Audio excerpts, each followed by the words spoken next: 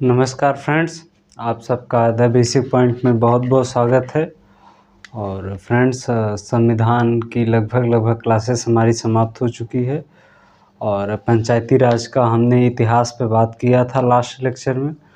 और आज हम 73rd कॉन्स्टिट्यूशन अमेंडमेंट और 74th कॉन्स्टिट्यूशन अमेंडमेंट जो कि पंचायती राज और नगर पालिका से संबंधित है उस पर बात करेंगे। इसके बाद हमारा एक टॉपिक रह जाएगा जो कि है आयोगों से संबंधित, एससी आयोग, एसटी आयोग, ओबीसी आयोग, महिला आयोग और वित्त आयोग, ठीक है, चुनाव आयोग और जितने भी और आयोग बचते हैं, खास करके जो मानवाधिकार आयोग है और सूचना अधिकार है, राइट टू इन्फॉर्मेशन सूचना आयोग या सूचना अधिकार, नीति आयोग है। ये सब जितने आयोग हैं उसको हम एक एक दिन में इन डिटेल कवर करेंगे। अभी आज हमारा 73rd और 74th कॉन्स्टिट्यूशन अमेंडमेंट पे हम बात करेंगे। 73rd फ्रेंड्स, आप जानते हैं कि कंप्लीट पंचायती राज से संबंधित है, ठीक है। ये लागू कब हुआ था? तो लागू हुआ था 23 अप्रैल को, ठीक। 23 अप्रैल को फ्रेंड्स हम जानते हैं क्या है, 23 अप्रैल 1993 को लागू हुआ था, ठीक। इसको इसी दिन पंचायती राज दिवस मनाया जाता है, तो आपको ये भी ध्यान में रखना होगा कि 23 अप्रैल को पंचायती राज दिवस के रूप में हम 23 अप्रैल को पंचायती राज दिवस के रूप में मनाते हैं। और प्रथम राज्य एमपी है, ठीक। भाग देख लीजिएगा आप, ठीक। और इसका आर्टिकल 239 है, 243 आर्टिकल से संबंधित है इसका, ठीक। आर्टिकल 243 ए से ओ तक, 243 ओ तक, ठीक है फ्रेंड्स। आर्टिकल 243 ए टू 243 ओ, ठीक।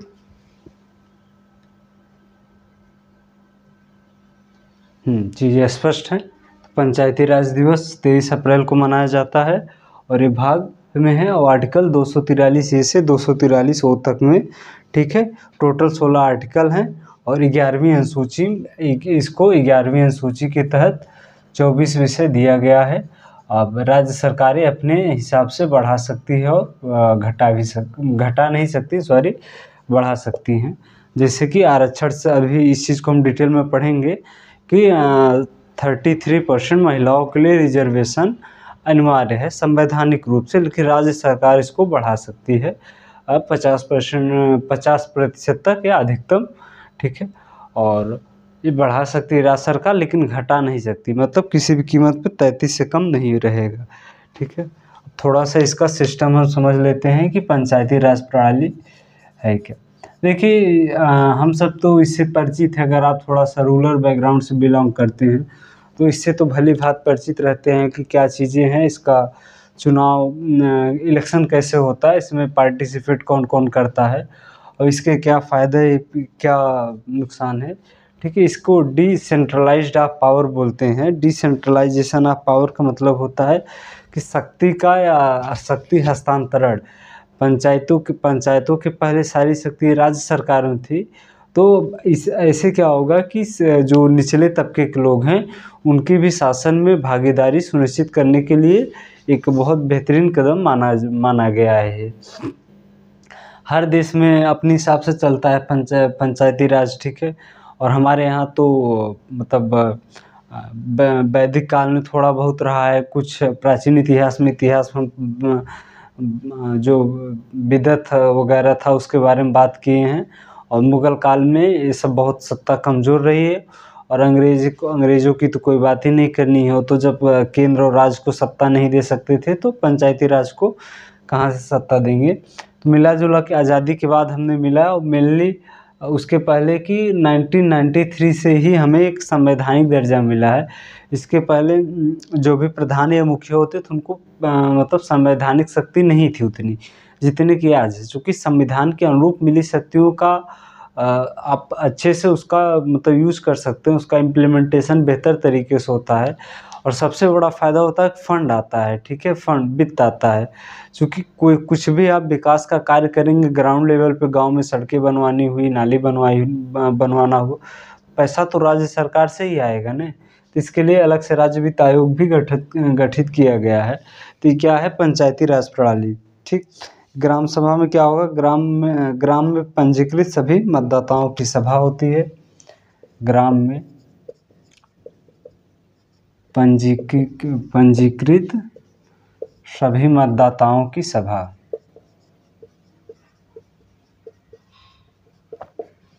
ठीक, तो आप अपने मतलब जो गांव होता है उसी गांव में वोट दे सकते हैं, किसी अन्य जगह नहीं। और ये तो मान लीजिए राज्य सरकार के चुनाव में भी होता है, लोक सरकार संघ लोक सेवा आयोग केंद्र सरकार के चुनाव में भी होता है। और ग्राम सभा में एक या एक से अधिक ग्राम हो सकते हैं, ये तो आप जानते ही हैं। ठीक है, ग्राम सभा में एक या अधिक ग्राम हो सकते हैं, जनसंख्या पे बेसिकली निर्भर करता है, एक या अधिक ग्राम हो सकते हैं। जैसे कहीं कहीं एक गांव का ही मुखिया चुना जाता है, या जिसे प्रधान बोलते हैं, और कहीं कहीं 2-3 गांव को मिला के एक मुखिया चुना जाता है। इस तरीके से ग्राम सभा में एक या अधिक ग्राम हो सकते हैं। ठीक है, ग्राम सभा का कार्यकाल, ग्राम पंचायत होता है, मुखिया होता है, प्लस वार्ड मेंबर होते हैं। ठीक, ग्राम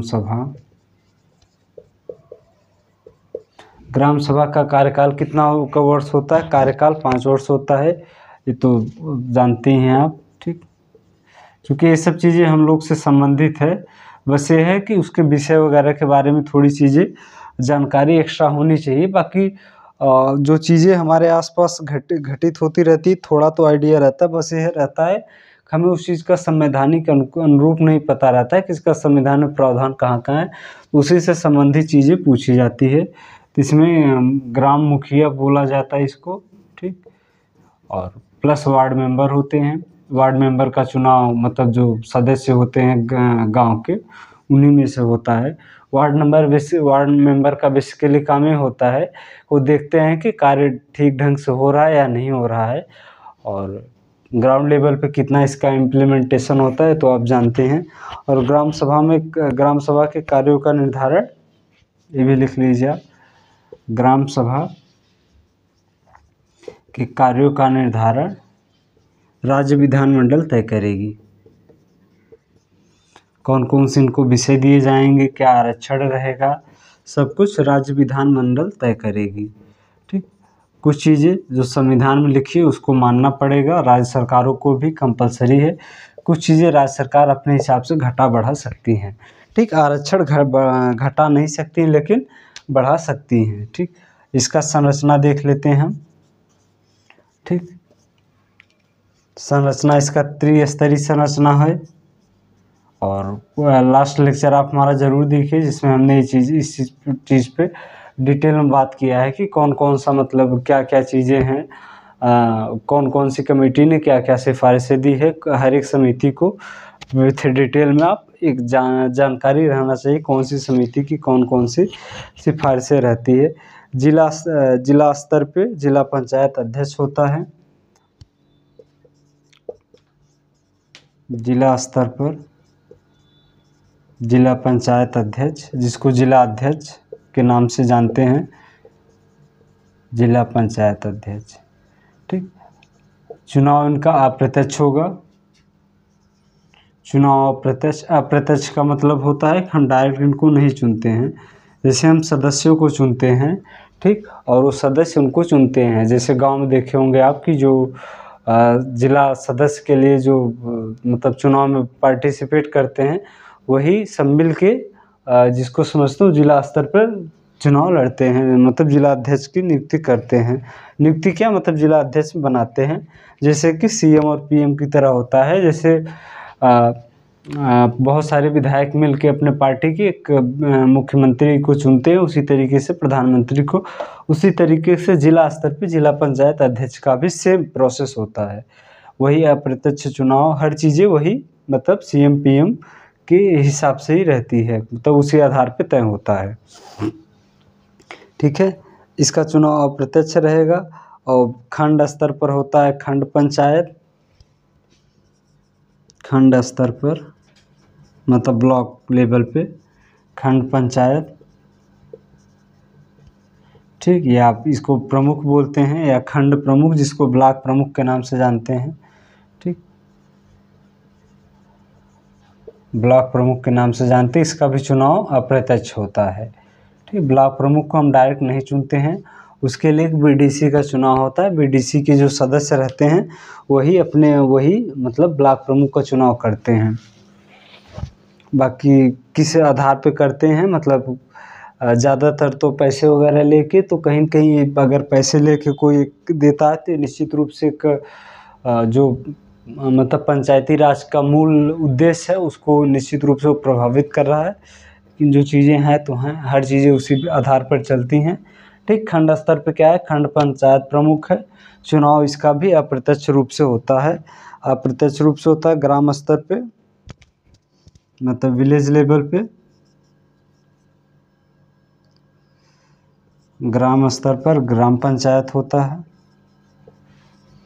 ग्राम पंचायत, इसका चुनाव प्रत्यक्ष होता है, मतलब प्रधान को हम डायरेक्ट चुनते हैं। ठीक है फ्रेंड्स, तो ये चीज़ें हो गई यहाँ पे। अब इसके बाद हम आरक्षण पे बात कर लेते हैं। सभी सदस्यों के चुनाव सीधे जनता द्वारा किया जाता है। ग्राम चुनाव प्रत्यक्ष, मतलब ग्राम चुनाव में जितने भी पार्टिसिपेट होते सभी का चुनाव प्रत्यक्ष जनता के द्वारा किया जाता है। ठीक, अब हम इसके आरक्षण पे बात कर लेते हैं। रिजर्वेशन सिस्टम क्या क्या है। ठीक, देखिए फ्रेंड्स, रिजर्वेशन हम पहले क्या देखेंगे। रिजर्वेशन में एससी और एसटी के जनसंख्या के अनुपात में आरक्षण रहेगा। ठीक, एससी व एसटी को जनसंख्या के अनुपात में आरक्षण रहेगा। जनसंख्या के अनुपात, जितनी जनसंख्या रहेगी उस हिसाब से उनको आरक्षण दिया जाएगा। लेकिन जनसंख्या नहीं भी, फिर भी 1/3 उनको, ठीक है, इसमें 1/3 महिला भी रहती हैं।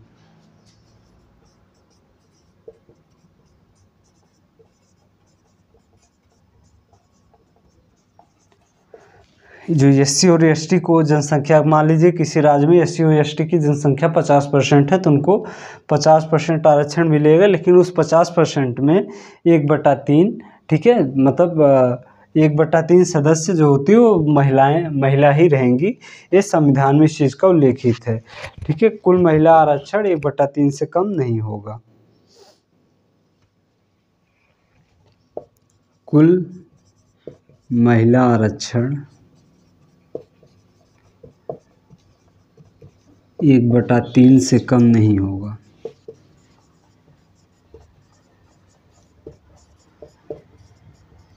Including SC and ST general, सब मिला के 1/3 से कम नहीं होना चाहिए। इसमें एससी एसटी को जो आरक्षण दिया जाता है उसमें जो 1/3 महिलाएं रहेंगी वो भी टोटल महिला के अंतर्गत ही आएंगी। ठीक है, ओबीसी का आरक्षण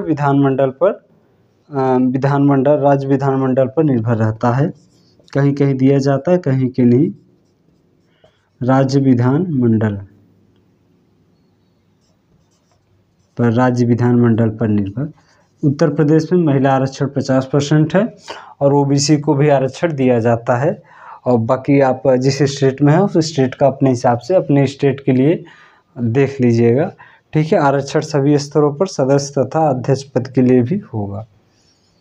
यहाँ पे लिख लीजिए नोट करके, आरक्षण सभी स्तरों पर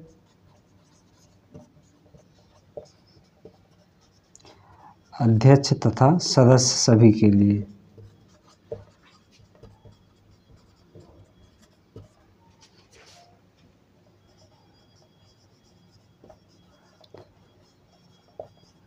तो फ्रेंड्स, उम्मीद करते हैं इतनी चीज़ें क्लियर हो गई हैं और इसको एक बार हम पुनः रिवीजन करते हैं, फिर इसके बाद हम आगे बढ़ते हैं। ठीक, हमने क्या पढ़ा कि 23 अप्रैल 1993 को लागू हुआ था और इसी दिन पंचायती राज दिवस के रूप में हम इसको मनाते हैं। प्रथम राज्य मध्य प्रदेश है। ठीक है, 243 ए से 243 ओ तक इसको रखा गया है। ग्राम सभा क्या है, ग्राम सभा में गांव के लोग होते हैं वो पंजीकृत मतदाता मतदान में भाग लेते हैं।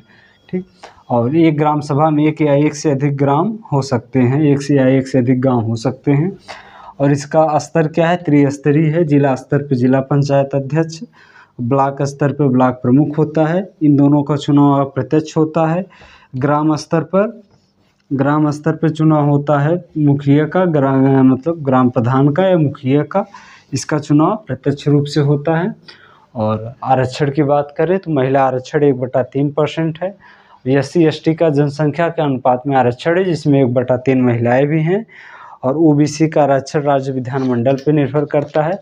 उत्तर प्रदेश में महिला आरक्षण 50% है। ठीक है फ्रेंड्स, तो आगे बढ़ते हैं। अच्छा, योग्यता पे हम बात कर लेते हैं। योग्यता पे मिनिमम 21 वर्ष आयु, शेष राज्य विधानमंडल तय करेगा। संविधान में सिर्फ 2 ही बातें लिखी गई और हमें 2 ही बातों को जानना है। ठीक, अगर आप ऑप्शनल रहेंगे और उत्तर प्रदेश स्पेशल की बात करेंगे तो उसमें चीज़ें आपको बतानी पड़ेगी कि उत्तर प्रदेश में क्या क्या योग्यताएं हैं। जैसे कहीं कहीं बच्चे पर लगा देते हैं कि 3 बच्चों से अधिक नहीं होना चाहिए, या और भी चीज़ें बहुत कुछ लगा सकते हैं। तो योग्यता मिनिमम 21 वर्ष है, शेष राज्य विधानमंडल तय करेगा, हम इतना ही जानते हैं। कार्यकाल 5 वर्ष रहेगा।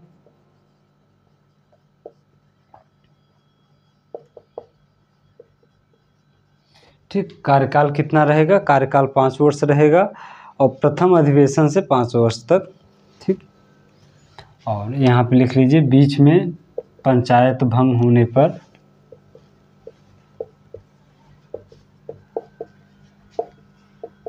छह माह के भीतर चुनाव।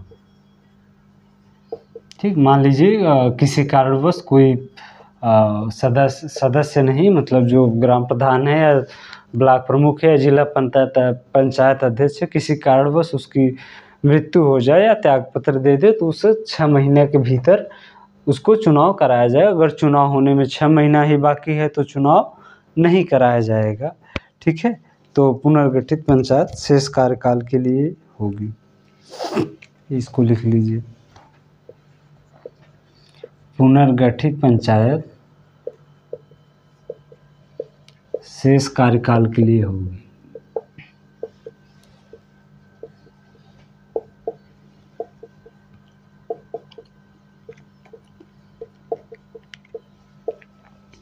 देखिए, जैसे आप लोग देखते होंगे कि जैसे कई बार किसी विधायक या सांसद की कई बार मृत्यु हो जाती है या त्यागपत्र दे देते हैं, तो क्या होता है, वो सीट तो वैकेंट हो जाती है और सीट को हम रिक्त नहीं रख सकते, तो उसको 6 महीने के भीतर चुनाव हम कराते हैं। ठीक है, मान लीजिए उत्तर प्रदेश की कोई सीट है, ठीक है, और उस पर किसी विधायक की डेथ हो जाती है। ठीक, और डेथ होने के बाद क्या, मान लीजिए अभी जो चुनाव है, तो ऐसे समझिए जैसे 2024 चल रहा है, अभी 22 में इलेक्शन हुआ था, तो यूपी का इलेक्शन लगभग 2025 या 26 में होगा। ठीक, मान लेते हैं।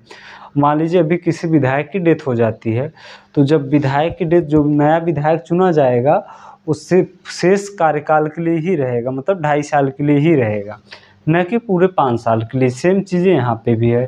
ठीक, अगले मतलब जो भी कार्यकाल बचा रहेगी, 1 साल, 2 साल, 3 साल, 4 साल, उतने के लिए ही ये मतलब रहेंगे। इसके बाद जब पुनः चुनाव होगा तो पुनः वो पार्टिसिपेट कर सकते हैं, उसके लिए फ्री रहेंगे। ठीक,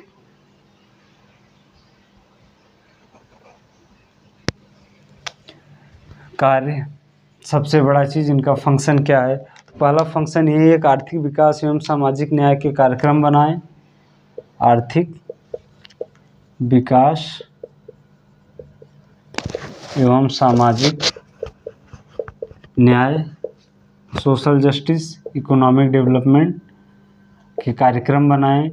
रोड इंफ्रास्ट्रक्चर वगैरह, मतलब जो कच्ची सड़क मतलब ये नहीं होता कि पगडंडी, मतलब प्रॉपर जो ब्लॉक टाइप ईंट नहीं होते हैं, तो प्रॉपर बिछा रहेगा और प्रॉपर गाड़ियाँ वगैरह चलती हैं, जो थोड़ा 1 किलोमीटर, 500 मीटर, 600, 800, तो ये सब ग्राम के अंतर्गत आते हैं। 2, 3, 4, 5 किलोमीटर तक के रोड भी बनाते हैं, जैसे रहेंगे। ठीक है, और सौंपे गए आर्थिक विकास एवं सामाजिक से सौंपे गए कार्य।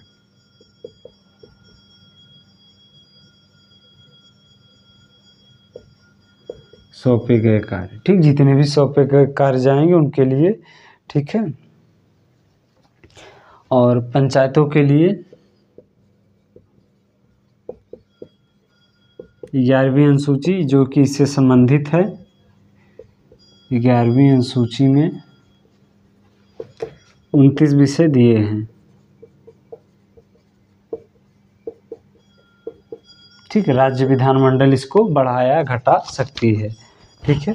राज्य विधानमंडल तय करेगा पंचायत कौन सा कार्य करे, ऐसे लिख लीजिए। राज्य विधानमंडल तय करेगा कि पंचायत कौन सा कार्य करे।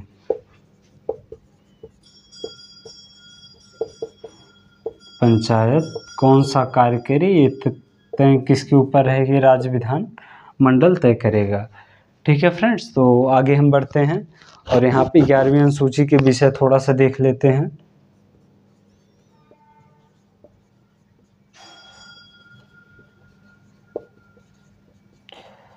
पहला विषय तो आ जाएगा कृषि, ठीक। अब कृषि में जैसे जो थोड़ा बहुत नियम बनाना वगैरह रहेगा तो चीज़ कर सकते हैं। अच्छा फ्रेंड, जैसे पंचायतों के लिए एक आता है कि सुझाव मांगते हैं, तो अगर आप मेंस या प्री में तो कम चांस रहेगा, तो सुझाव मतलब नगर पालिका पंचायत जो ग्राम पंचायत होती है वो अपनी आय कैसे बढ़ाए।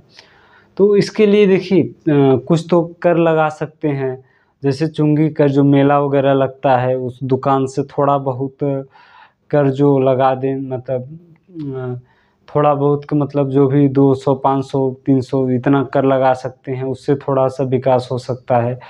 और जैसे गांव में जो बारात वगैरह बहुत सारी रहती हैं तो वो लगभग स्कूल पे ही मतलब निवास उनका बनाया जाता है उस दिन के लिए, तो उस पर टैक्स लगा सकती हैं, मतलब टैक्स लगाया जा सकता है। और उससे मतलब कोई भी 8-10 लाख शादी में खर्च कर रहा है तो 5,000 पंचायत को दे ही सकता है, तो उससे भी एक आय का स्रोत बढ़ सकता है। तो आप अपने मेंस में सुझाव में चीज़ें दे सकते हैं पंचायतों के लिए आय बढ़ाने के स्रोत के रूप में, ठीक है। कृषि है, भूमि विकास है, लघु सिंचाई है, बहुत सारे विषय आते हैं। जो पट्टा वगैरह नहीं होता है तो वो लगभग कानून गो या लेखपाल प्रधान इन सब के अंतर्गत आता है, ठीक है। और मतलब फाइनल तो प्रधान ही करते हैं। तो कृषि हो गया, भूमि विकास हो गया, लघु सिंचाई, पशुपालन, डेयरी, मत्स्य उद्योग, पशुपालन, डेयरी, मत्स्य उद्योग, मछली पालन।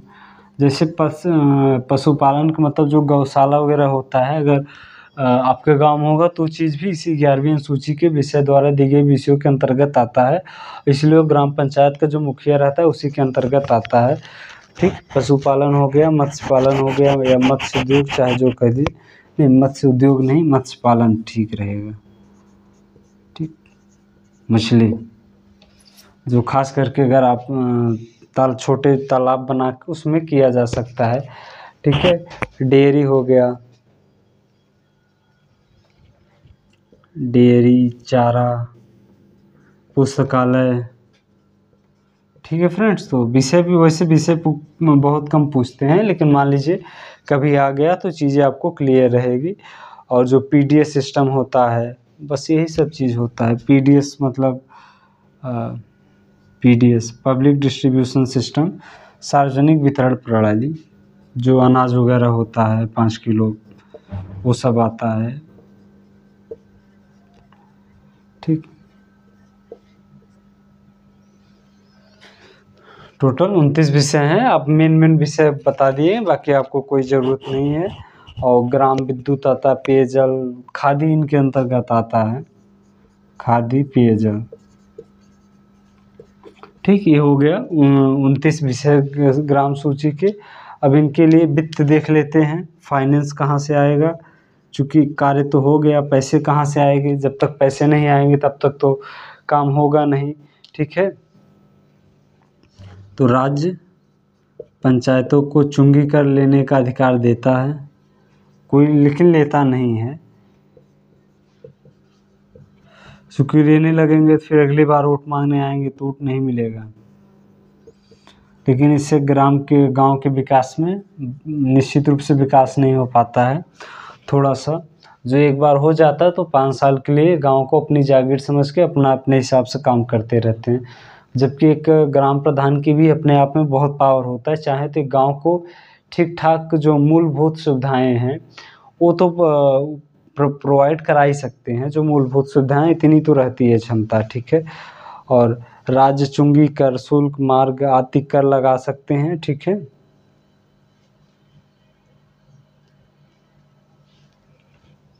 और पैसा कहाँ से आता है? राज्य के समेकित निधि से अनुदान के रूप में पैसे दिया जाता है। चुंगी में बहुत कुछ आ जाएगा, ठीक। जो मार्ग शुल्क, कर शुल्क, सब जो भी पंचायतें राज्य उनको अधिकार दे सकता है। और जब आप यूपी स्पेशल पढ़ेंगे तो उस चीज़ के लिए करेंगे, और इसके लिए राज्य वित्त आयोग का गठन किया गया है। राज्य वित्त आयोग का गठन, तो यहाँ से हम एक बार फिर रिवीजन करते हैं, ठीक।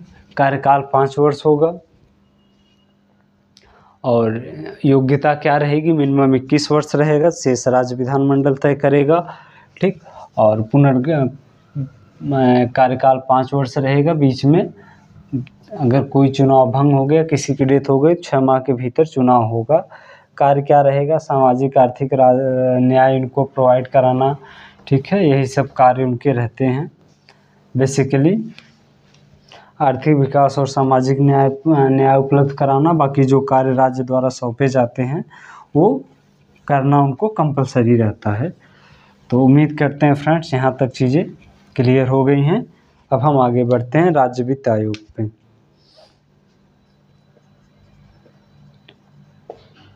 राज्य वित्त आयोग का मेन कार्य क्या रहेगा? यही इनको फंडिंग या इनको पैसे प्रोवाइड कराना, ठीक, ताकि विकास के कार्य बेहतर ढंग से हो सके। तो राज्य वित्त आयोग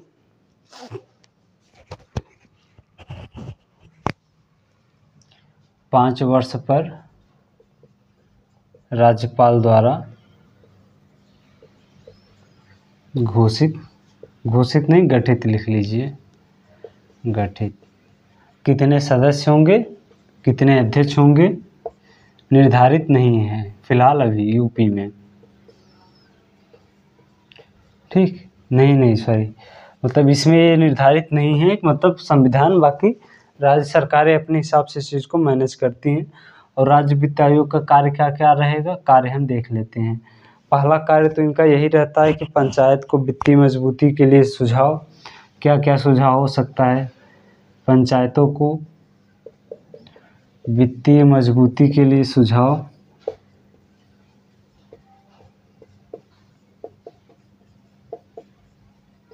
सिर्फ सुझाव देते हैं बस, शेष कुछ नहीं, ठीक है। पहला कार्य हो गया। और राज्य की निधि में पंचायतों के हिस्से पर सुझाव। जो राज्य का निधि होता है उसमें पंचायतों को कितना दिया जाए, पंचायतों का हिस्सा कितना हो, इस पे सुझाव राज्य सरकार देती है, मतलब राज्य वित्त आयोग देता है।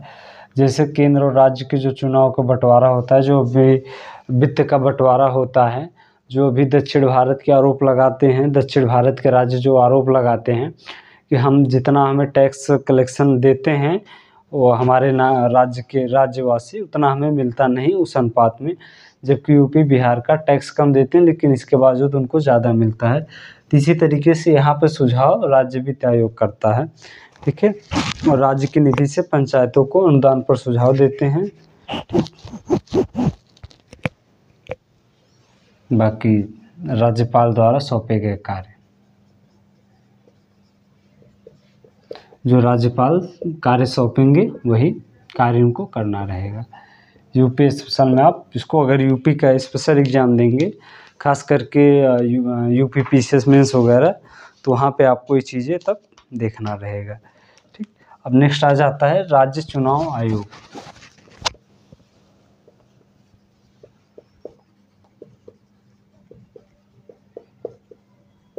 ठीक। राज्य चुनाव आयोग का काम 1 सदस्यीय रहेगा, ठीक है, एक सदस्य रहेगा, एक सदस्य बस एक ही रहेगा। इसको राज्य निर्वाचन आयुक्त बोला जाएगा।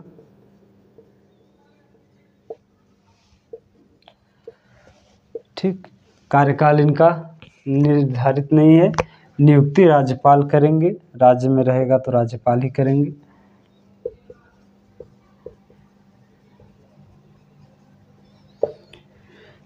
ठीक है फ्रेंड्स, तो नियुक्ति इनकी कौन करेगा? राज्यपाल। कार्य क्या रहेगा? मतदाता सूची तैयार करना।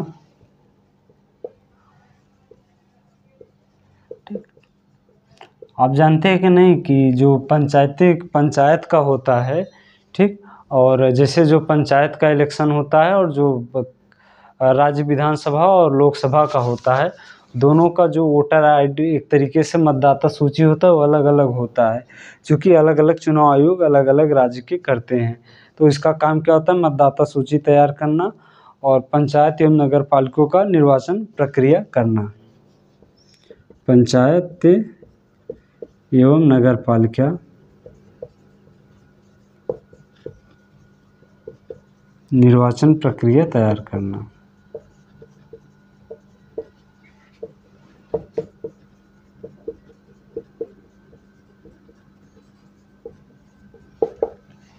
ठीक है फ्रेंड्स, तो बस आज के लिए इतना ही।